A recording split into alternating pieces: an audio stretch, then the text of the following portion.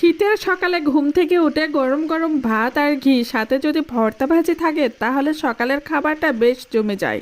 তাই তো আজকে সকালে ঘুম থেকে উঠে ভাবলাম শীতের সকালে শীতের সবজি দিয়ে সিম আলু আর ফুলকপি ভাজি করব। গরম গরম ভাত ঘি আর সিম আলু ফুলকপি ভাজি দিয়ে তৃপ্তি সহকারে ভাত খাওয়া যাবে। ছোটবেলায় আমি গ্রামে জয়েন্ট ফ্যামিলিতে বড় হয়েছি, একসাথে অনেকগুলো ফ্যামিলি মেম্বার ছিল। মাঝে মাঝে মনে হয় ছোট ছিলাম সেই সময়টাই বুঝি অনেক ভালো ছিল।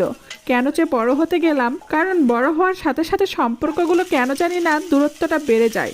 আস্তে আস্তে আপন মানুষগুলো যেন দূরে চলে যায়, আর সেই জন্যই প্রতিটা সম্পর্ক আর আগের মতন থাকে না। যে যার মতো নিজেকে নিয়ে নিজের সংসারকে নিয়ে ব্যস্ত হয়ে পড়ে।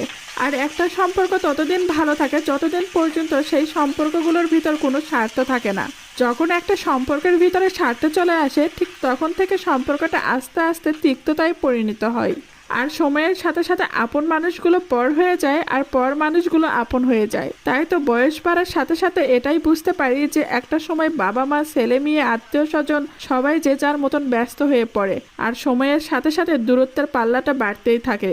এত ব্যস্ততার মাঝেও কেউ যদি আপনার আপন হয়, কেউ যদি আপনার সাথে সারাটা জীবন পাশে থাকে, সেটা আর কেউ না, সেটা হচ্ছে আপনার আমার প্রত্যেকটা মেয়ের হাজবেন্ড। যার সাথে ঝগড়া করার পরেও সে আপনার পাশে থাকবে, যার সাথে নিজের দুঃখ কষ্ট ইভেন নিজের রাগটাও তার উপর প্রকাশ করতে পারি।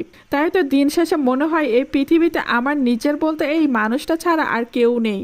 এ মানুষটার উপর এত রাগ করি, এত অভিমান করি, যা ইচ্ছে তাই বলি, তারপরেও দিন শেষে দেখা যায় যে এই মানুষটাই তার সর্বোচ্চ দিয়ে আমাকে ভালোবাসে, আর আমার রাগ হওয়ার অভিমান হওয়ার সব কিছুই মূল্য দেয়। তাই তো আমার কাছে মনে হয় প্রত্যেকটা ছেলে মেয়ের শৈশব যেমন সুন্দর হওয়া প্রয়োজন, ঠিক তেমনই ভাবে কৈশোর যৌবন আর বিশেষ করে বৃদ্ধ বয়স, এই সময়টা আরো বেশি সুন্দর হওয়া প্রয়োজন।